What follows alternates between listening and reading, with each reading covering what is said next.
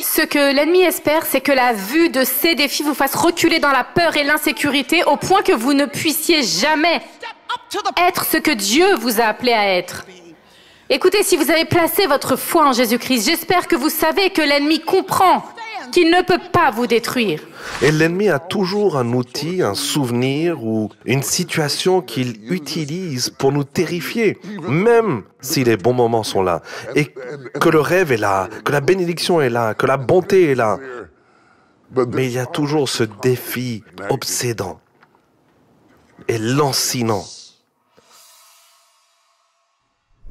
J'ai 3 garçons et je suis un peu effrayée par le fait qu'ils ont presque et auront très bientôt dans les prochaines années à peu près votre âge. 3 fils. Ce qui caractérise mes garçons, c'est qu'ils sont géants. Ce sont des garçons immenses. Mon fils de 15 ans mesure 1m88. Il porte des chaussures taille 48 pour homme. Mon fils de 13 ans mesure environ 1m85, il porte des chaussures taille 47 et il me dépasse. Et mon enfant de 9 ans monte en grade avec ses frères.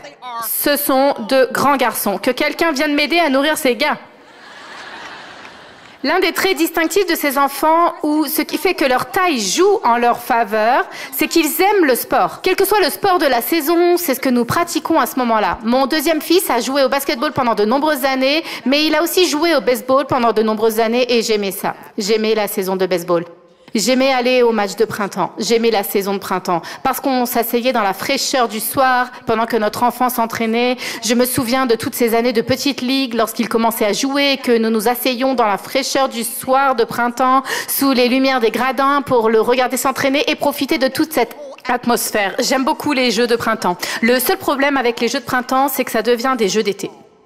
Et je ne sais pas ce qui se passe là où vous vivez, d'où vous venez, mais je peux vous dire qu'à Dallas, au Texas, où je vis toujours, où je suis née et où j'ai grandi, en été, ça ne se réchauffe pas un petit peu. Il fait chaud.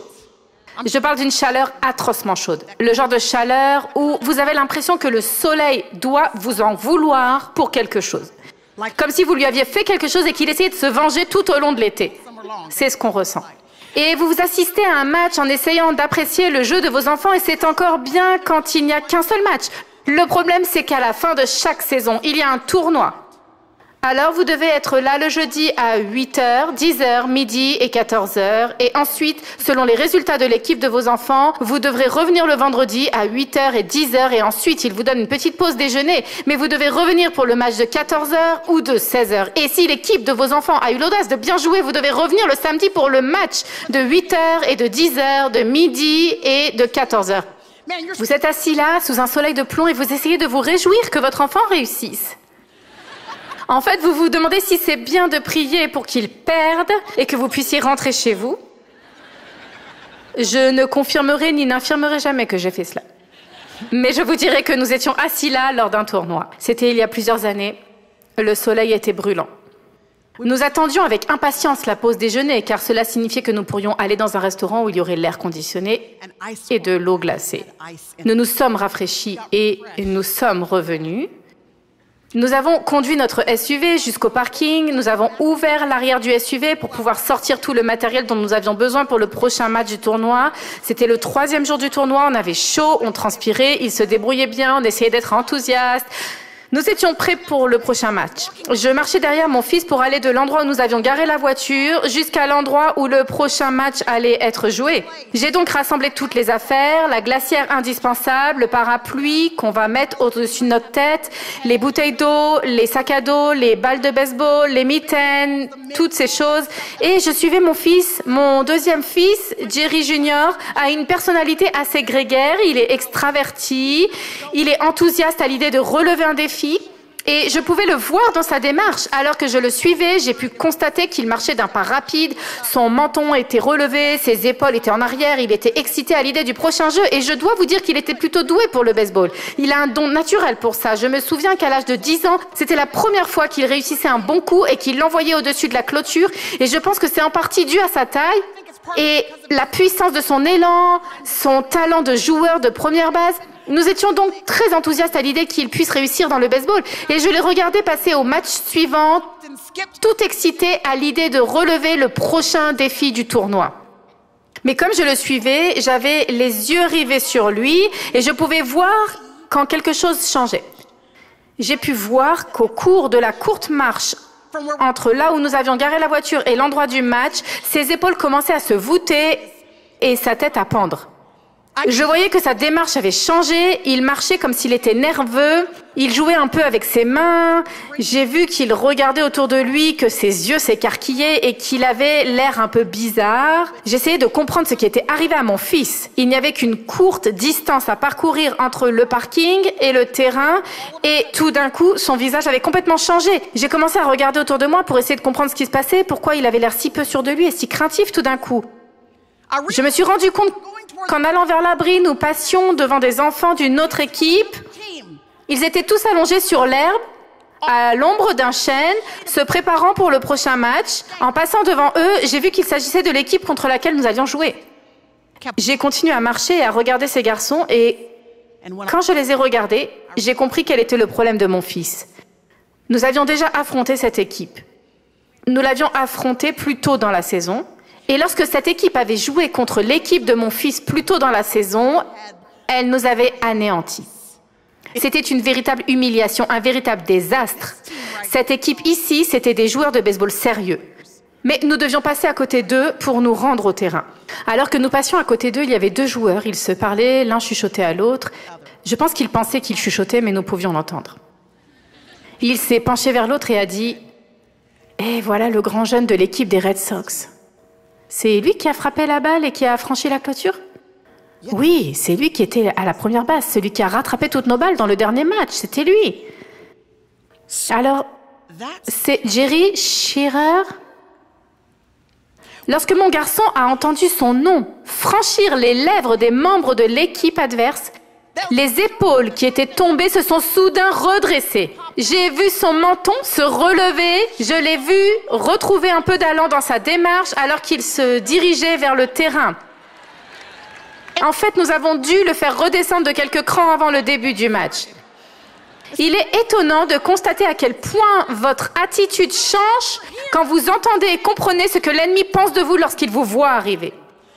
Cela ne signifie pas que le défi disparaît, cela signifie que face à lui, vous êtes différent. Votre position est différente parce que vous reconnaissez que lorsque l'ennemi voit une fille ou un fils de Dieu arriver sur son chemin, il trempe dans ses bottes, non pas à cause de vous, mais à cause du Saint-Esprit de Dieu qui vit à l'intérieur de moi. Je suis venue dire à quelqu'un aujourd'hui que même si vous ne croyez pas ce que la parole de Dieu déclare être vrai à votre sujet, vous devez savoir que l'ennemi le croit. Il sait que chaque chose que la parole de Dieu déclare être vraie à votre sujet, chaque parole qui a été prononcée sur vous au cours des derniers jours de cette conférence, même si vous n'en êtes pas convaincu, l'ennemi l'est. Il sait que vous avez été pardonné. Il sait qu'il n'y a donc maintenant aucune condamnation pour ceux d'entre nous qui sont en Jésus-Christ. Il sait que la victoire vous a été donnée. Il sait que vous avez été rendu compétent par l'Esprit de Dieu. Il sait qu'il n'y a donc maintenant aucune condamnation pour vous ou pour moi. Pas de honte, pas de culpabilité. Il sait que vous n'avez pas reçu un esprit de peur, mais un esprit de puissance, d'amour et de sagesse. Et vous tous, il sait qu'à la fin, nous gagnons.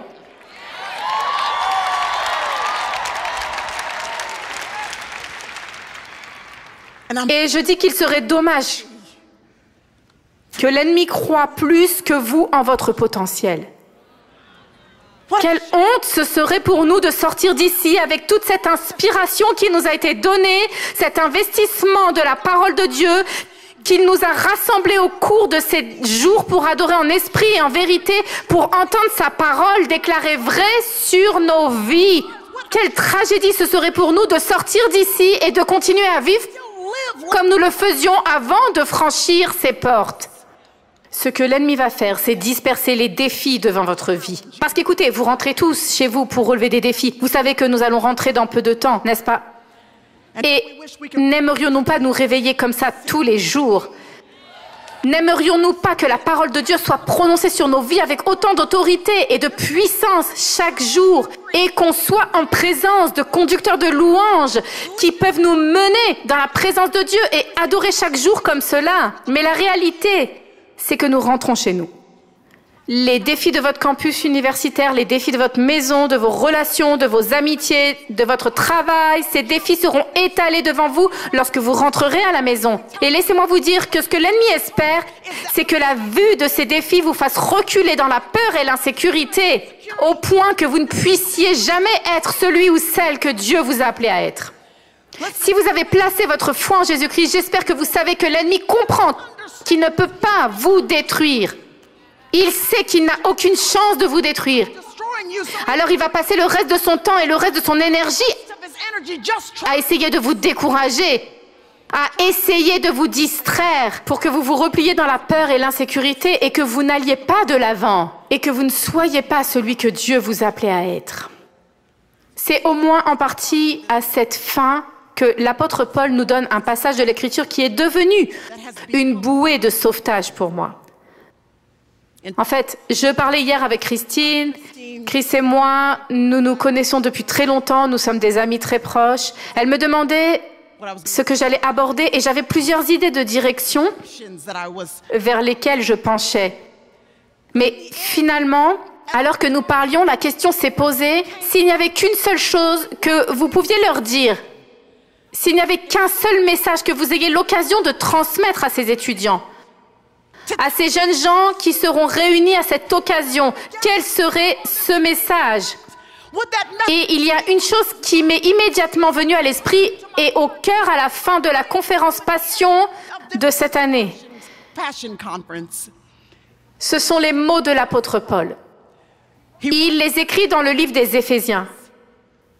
Écoutez, laissez-moi vous dire rapidement, avant de lire ce passage, que si vous n'avez pas lu le livre des Éphésiens, vous allez devoir le lire. Écoutez tous, c'est pour de vrai. L'apôtre Paul, vous le savez tous, était incroyable. Il nous a donné la plus grande partie de ce qui allait devenir le Nouveau Testament. Des lettres écrites à des croyants du 1er siècle qui font aujourd'hui de nous des disciples et nous aident à mûrir en tant que croyants et en tant que corps de Christ. Les spécialistes affirment que tous les écrits de Paul, la crème de la crème, la cerise sur le gâteau, c'est l'épître aux Éphésiens. Parce que dans le livre des Éphésiens, il passe la première moitié du livre à répéter qui vous êtes en tant que fille ou fils. Il veut s'assurer que vous êtes à la hauteur, que vous vous montrez à la hauteur pour devenir ceux que vous avez été recréés en Christ. Ceux d'entre vous qui ont placé leur foi en Jésus-Christ hier soir, qui se sont levés à la fin du message de Pasteur Louis et qui ont placé leur foi en Jésus, écoutez, l'ancien est parti et le nouveau est arrivé. Vous êtes une fille, vous êtes un fils, et vous avez tous les droits et privilèges qui vous ont été accordés. L'apôtre Paul veut que vous sachiez quelle est l'espérance de son appel et de son choix.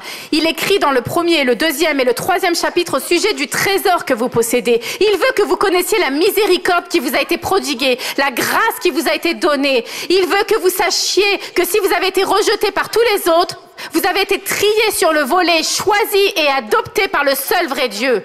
Il veut que vous sachiez que si vous avez creusé pour vous-même une fosse de péché si profonde que vous ne pouvez pas vous en sortir, la miséricorde de Dieu est si grande et si grandiose qu'elle peut descendre dans n'importe quelle fosse et vous en arracher une fois pour toutes. En fait, Paul est tellement bouleversé que lorsqu'il arrive au milieu du 1er chapitre, il se lance dans une prière et dit « Je prie pour que les yeux de votre cœur s'ouvrent » afin que vous sachiez quelle est l'espérance de son appel et de son choix. Après avoir parlé encore et encore de l'abondance, de la richesse, de la grâce, de la miséricorde, de la bonté, de l'adoption qui a été déversée sur nous, du pardon qui nous a été accordé, il essaye de comprendre comment puis-je conclure cette lettre pour m'assurer qu'il s'engage dans cette voie. Comment mettre un point d'exclamation sur Passion 2018 pour s'assurer que ce que Dieu leur a donné, ils ne le remettent pas à l'ennemi dès qu'ils franchissent la porte. L'apôtre Paul nous écrit ces mots dans le chapitre 6 d'Éphésiens, à partir du verset 10. Il dit, pour conclure, puisez votre force dans le Seigneur et dans sa grande puissance. Il dit, revêtez-vous de l'armure de Dieu afin de pouvoir tenir ferme contre toutes les ruses du diable. Dites les ruses. Contre les ruses du diable. Il dit, nous n'avons pas à lutter contre des êtres de chair et de sang, mais contre les puissances, contre les autorités, contre les pouvoirs de ce monde des ténèbres et contre les esprits du mal dans le monde céleste. Il dit ainsi donc, vous pourriez aussi bien aller de l'avant et déposer toutes les armes de ce monde qui ne fonctionnent pas pour vous de toute façon et prendre des armes qui ont réellement un certain pouvoir. Il dit endosser l'armure que Dieu donne afin de pouvoir résister aux mauvais jours et tenir jusqu'au bout après avoir fait tout ce qui était possible. Tenez donc ferme. Dans ces quelques versets, l'apôtre Paul commence à nous présenter un concept qui n'a pas été, du moins dans le contexte de l'évolution de l'Église à cette époque, aussi ouvertement décrit que dans la lettre de Paul. Il aborde le sujet du combat spirituel. Il dit, vous avez un ennemi. Il dit, je veux m'assurer que c'est clair et net. Il y a d'autres endroits dans l'Ancien Testament et le Nouveau Testament où l'on peut déduire qu'une bataille spirituelle invisible est en cours. Mais c'est la première fois qu'un auteur dit carrément, vous avez un ennemi et il complote contre vous. Lorsque vous quitterez cet endroit dans quelques instants, lorsque je quitterai cet endroit dans quelques instants, vous devez savoir qu'il y a un ennemi. Il est contre vous. Il n'est pas pour vous. Il a l'intention de faire tout ce qui est en son pouvoir pour susciter le défi de votre vie suffisamment pour vous faire reculer et vous empêcher de vous lever et de tenir ferme dans la victoire qui vous a été donnée dans le Christ Jésus. C'est pourquoi l'apôtre Paul dit « Tenez ferme » parce que vous avez un ennemi. Un ennemi qui veut vous faire croire que parce qu'il est invisible, il est aussi fictif. Il veut être considéré comme une caricature, un dessin animé, un mythe, un personnage de comptine pour enfants. Il ne veut pas que vous reconnaissiez l'influence qu'il a sur votre vie. Peut-être pour vous empêcher de marcher dans la pleine expression de la grâce et de la bonté de Dieu dans votre vie. Il est sinistre. C'est un maître illusionniste et un trompeur. Il espère se dissimuler habilement derrière les problèmes les plus pressants de la vie au point de vous faire oublier sa présence. Il veut que vous le pointiez du doigt, lui ou elle, votre patron, vos parents, votre professeur en particulier, le responsable de votre résidence universitaire. Il veut que vous pensiez que c'est ce conseiller, que c'est ce problème financier, tout ce qui est en chair et en os, parce qu'il sait que tant que nous regardons la chair et l'os, nous dirigerons toutes les mauvaises armes vers le mauvais coupable. Nous penserons que notre argent fonctionnera, nous penserons que notre raisonnement et notre logique fonctionneront, nous penserons que le diplôme que nous sommes sur le point d'obtenir en vaudra la peine, nous pensons que les connexions fonctionneront. Tout ce qui est naturel ne peut pas s'occuper du surnaturel. Lorsque votre problème est invisible et spirituel, vous avez besoin d'armes qui fonctionnent dans ce domaine. L'apôtre Paul dit, vous devez savoir que votre ennemi n'est pas la personne à côté de laquelle vous êtes assis aujourd'hui. Que votre ennemi n'est pas votre parent à la maison. Votre ennemi n'est pas ce professeur avec lequel il est difficile de travailler. Votre véritable ennemi n'est pas le patron de votre emploi à temps partiel. Votre véritable ennemi est invisible. Il espère que nous oublierons sa présence. Il est le maître de la tromperie. Il y a une petite église au coin de ma rue à Dallas.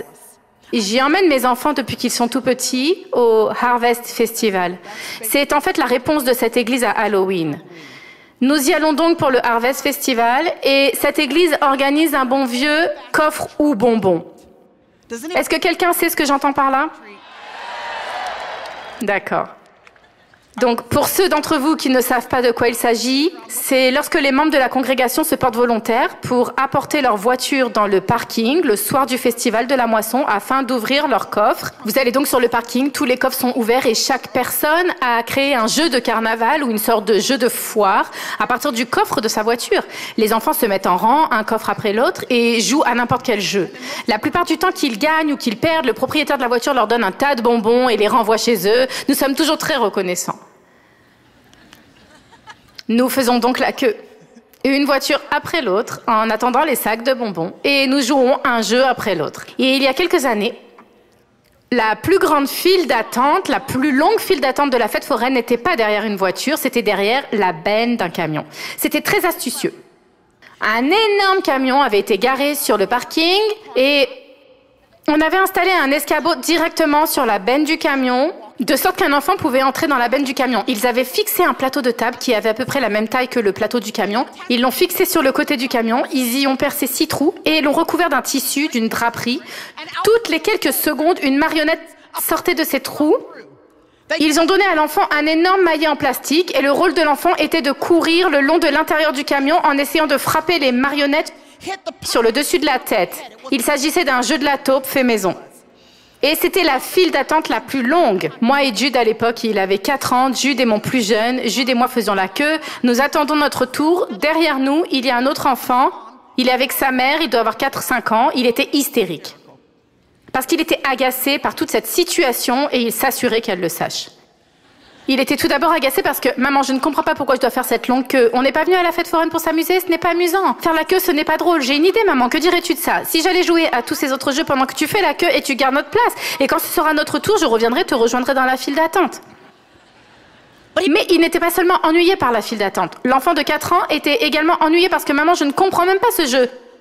Pourquoi est-ce que je gaspillerais toute mon énergie à courir à l'intérieur du camion pour frapper des marionnettes sur le dessus de la tête si, lorsque je les frappe sur la tête, elles disparaissent et reviennent dès que je les frappe sur la tête?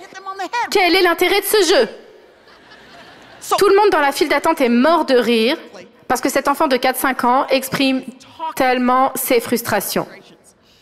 Finalement, il devient tellement frustré qu'il se met à délirer à tel point que tout ce que j'ai vu dans ma vision périphérique, c'est un éclair de 4 ans qui passait à côté de moi en courant et qui a attrapé la draperie du plateau de la table et l'a arrachée. En dessous, il y avait 3 adultes avec des marionnettes sur chaque main.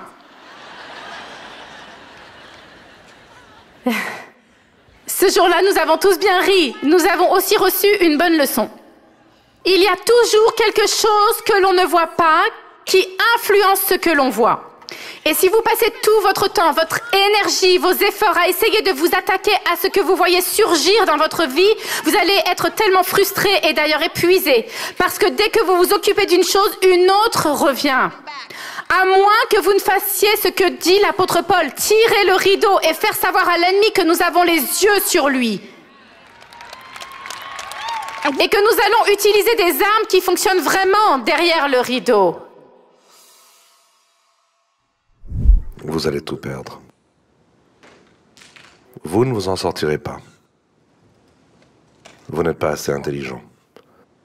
Vous n'êtes pas assez sage. Vous avez trop attendu, vous auriez dû commencer plus jeune. C'est le genre de voie avec lequel nous vivons tous. Pour moi, notre ministère était en pleine croissance. Nous vivions dans une belle maison, la plus belle que nous ayons jamais eue. Nous conduisions une belle voiture. Nous vivions d'un salaire à l'autre, mais on s'en sortait. Tous les soirs, dans mon lit, après qu'elle se soit endormie, j'entends des voix.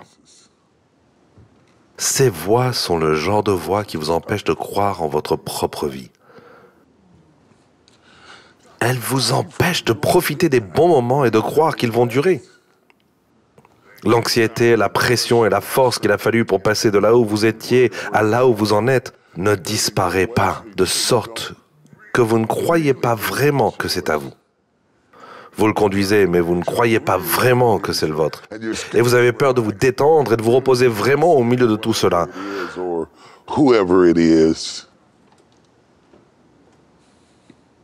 Parce que tout le reste a disparu. Peut-être que cela aussi disparaîtra. Nous parlons de la foi pour les mauvais moments, mais vous avez aussi besoin de la foi dans les bons moments. Pour croire réellement que la bonté de Dieu ne va nulle part. Pour faire taire les voix qui continuent à dire « tu n'y arriveras jamais, tu es sur le point de tout perdre ». La peur s'installe dans le cœur. Vous voyez, je sais ce que c'est que d'être pauvre. Je sais ce que c'est de manquer et je sais ce que c'est de ne pas avoir de dîner pour mes enfants. pour en revenir à cela, l'idée que cela puisse arriver est terrifiante. Et l'ennemi a toujours un outil, un souvenir ou une situation qu'il utilise pour nous terrifier, même si les bons moments sont là, et que le rêve est là, que la bénédiction est là, que la bonté est là. Mais il y a toujours ce défi obsédant et lancinant qui dit « Ne te détends pas, tu n'en vaux pas la peine, tu ne le mérites pas. » Et ça ne va pas durer. Il est souvent plus difficile de se reposer sur ce que Dieu a fait que de recevoir ce qu'il a fait. Se reposer, croire que cela va durer, croire que vous allez durer, que l'amour va durer, que la vie va durer, que les bons moments vont venir, que les choses vont s'améliorer. C'est difficile à cause des voix.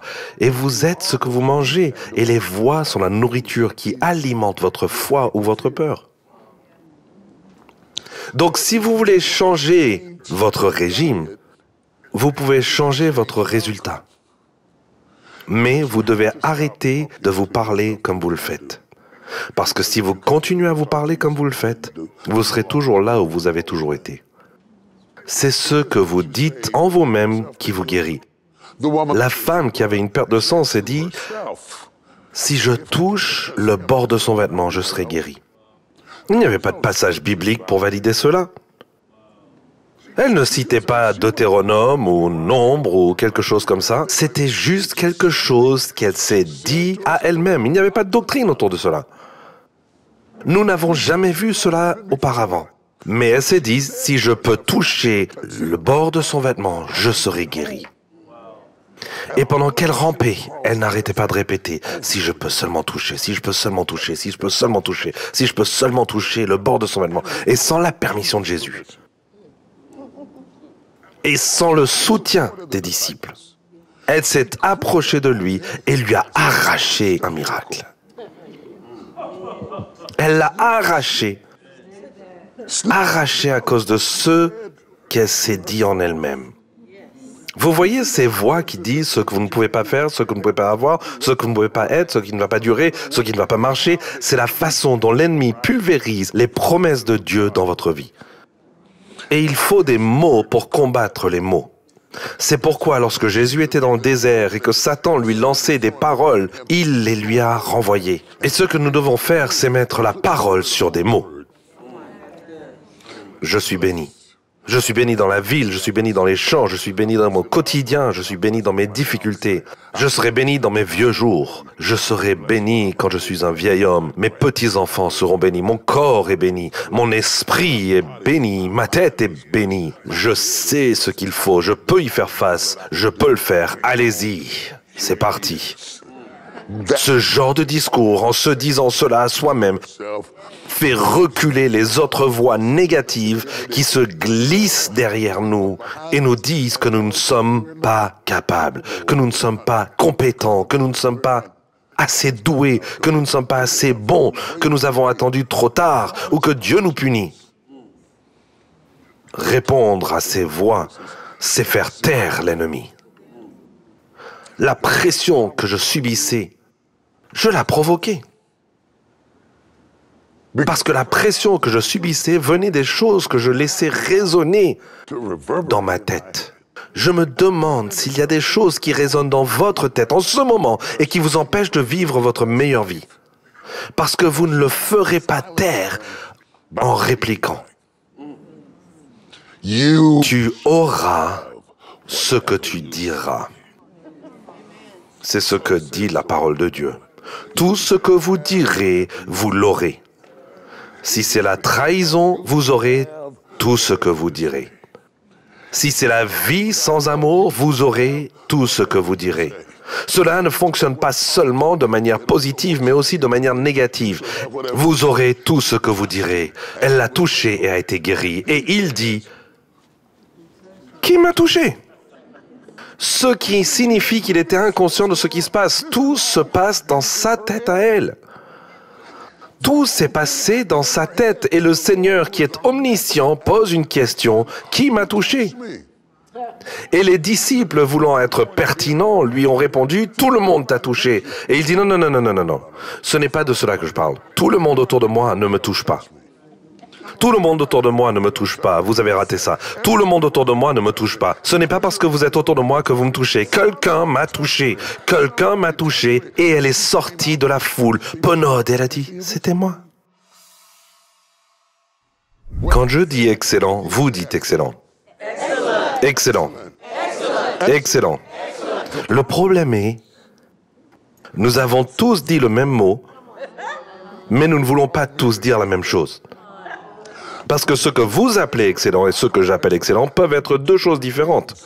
En fonction des vies que nous avons vécues, des choses que nous avons expérimentées, des endroits auxquels nous avons été exposés, nos idées de l'excellence peuvent varier radicalement en fonction de notre définition de l'excellence. Le problème du langage est qu'il est limité à l'interprétation. Comment savez-vous que lorsque je vous dis que je vous aime, je veux dire ce que vous voulez dire lorsque vous m'avez dit que vous m'aimiez? Nous avons une conversation et je suppose que votre amour est mon amour, alors que ce n'est peut-être pas du tout le cas. Ou bien nous préparons un banquet et je suppose que votre excellence est la mienne, ce qui n'est peut-être pas du tout le cas. Parce qu'en réalité, votre définition de l'excellence ne s'élèvera pas plus haut que votre niveau d'exposition. Tout ce à quoi vous avez été exposé devient le nouveau paradigme de ce qu'est l'excellence pour vous. Et cela change d'un jour à l'autre. Et la chose la plus difficile au monde est d'avoir une conversation avec quelqu'un et tout ce que vous avez sont des mots. Parce que je ne suis pas sûr que vous voulez dire ce que je veux dire quand je dis excellent. Je ne suis pas sûr que vous compreniez ce que je veux dire quand je parle d'amour. Je ne suis pas sûr que vous vouliez dire ce que je veux dire quand je dis loyal. Je ne suis pas sûr que vous vouliez dire ce que je veux dire quand je dis blessé. Parce que tout ce que nous avons, ce sont les mots. La réalité, c'est qu'il faut se dire que, quelle que soit notre définition de l'excellence, elle va changer. Elle va s'élever, elle va s'élargir, elle va s'améliorer, elle va être différente, ou bien elle va diminuer. Et cela dépend en grande partie des personnes que vous fréquentez. Et ce à quoi vous avez été exposé. Il y a des gens qui vous élèvent, il y a des gens qui vous rabaissent, ils vous ramènent à leur niveau d'excellence. C'est à cela que ressemble la description du travail d'un détracteur. La description du travail d'une personne qui déteste est de vous emmener au niveau qui est le sien. De sorte que pendant qu'elle essaye de me tirer vers le bas, j'essaie de me relever. Et si je veux me relever, je dois savoir que cela va me coûter quelque chose. Je dois y mettre du mien, sinon cela ne se fera pas. Dieu veut que quelqu'un travaille avec lui et donne ce qu'il faut pour que cela se produise. Cela en vaut-il la peine? Absolument. Je ne veux pas mourir. Je m'explique. Je suis né entre deux bébés morts. Le bébé avant moi est mort, le bébé qui m'a suivi est mort. J'ai été élevé par un père mourant. Et je ne veux pas vivre ma vie et mourir. Et au dernier moment de ma vie, me poser cette question, me demander ce qui serait arrivé si j'avais poussé un petit peu plus fort. Je ne veux pas arriver au bout du chemin et me demander ce qui serait arrivé si j'avais poussé un peu plus fort. Je ne veux pas me poser cette question. Je veux arriver au bout du chemin comme Paul et dire j'ai combattu le bon combat. J'ai gardé la foi. J'ai achevé ma course. Et maintenant, c'est la couronne de justice qui m'attend au ciel. Je ne veux pas arriver à mon dernier souffle et me demander ce qui serait arrivé si j'étais retourné à l'école, si j'avais suivi un cours, si j'avais travaillé un peu plus dur, si j'avais changé ma façon de m'habiller, si j'avais changé ma façon de parler aux gens, si j'avais pardonné à quelqu'un, si j'avais excusé quelqu'un. Je ne veux pas me poser de questions sur quoi que ce soit. Car c'est cela, l'excellence. L'excellence, c'est d'arriver à la conclusion, je n'ai pas de regrets. Shalom, j'espère que vous avez aimé cette vidéo. Abonnez-vous pour ne pas rater nos programmes. Merci de faire partie de notre famille TBN. Que Dieu vous bénisse. Shalom de Jérusalem.